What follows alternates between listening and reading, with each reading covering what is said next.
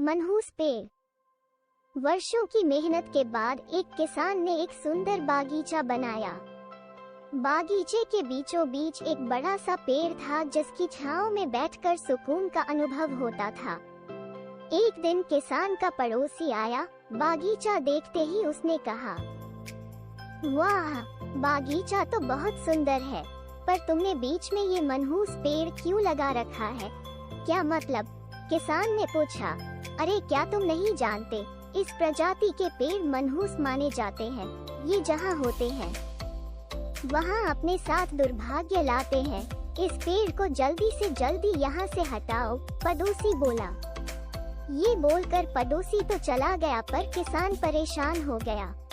उसे डर लगने लगा कि कहीं इस पेड़ की वजह से उसके साथ कुछ अशुभ न हो जाए।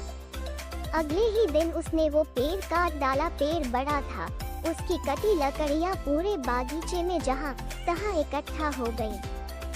अगले दिन फिर वही पड़ोसी आया और बोला, ओहो, इतने सुंदर बागीचे में ये बेकार की लकड़ियाँ क्यों इकट्ठा कर रखी हैं?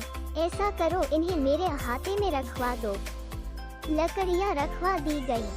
किसान ने पड़ोसी की बातों में आकर पेड़ तो कटवा दिया, पर अब उसे एहसास होने लगा कि पड़ोसी ने लकड़ियों की लालच में आकर उससे ऐसा करवा दिया। दुखी मन से वह महान गुरु लाओ त्ज़ू के पास पहुंचा और पूरी बात बता दी। लाओ त्ज़ू मुस्कुराते हुए बोले, तुम्हारे पड़ोसी ने सच ही तो कहा था। वो पेड़ वास्तव में मनहूस था, तभी तो वो तुम्हारे जैसे मूर्ख के बागीचे में लगा था।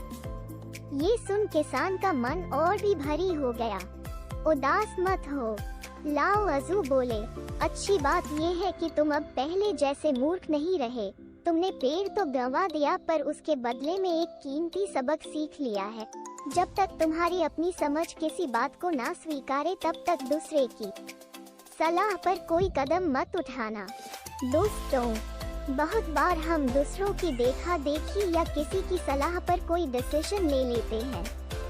जैसे कि कोई अपने फ्रेंड की वजह से कोई सब्जेक्ट या कॉलेज चूज कर लेता है, या किसी की सलाह पर कोई मल्टी लेवल मार्केटिंग कंपनी से जुड़ जाता है, शेयर मार्केट में पैसा लगा देता है। हो सकता है ऐसा करना कुछ लोगों के लिए फायदेमंद रहता हो, पर ज्यादातर मामलों में नतीजा बुरा ही होता है।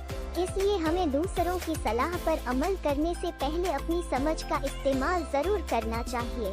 वीडियो अच्छा लगे तो लाइक एंड सब्सक्राइब कीजिए।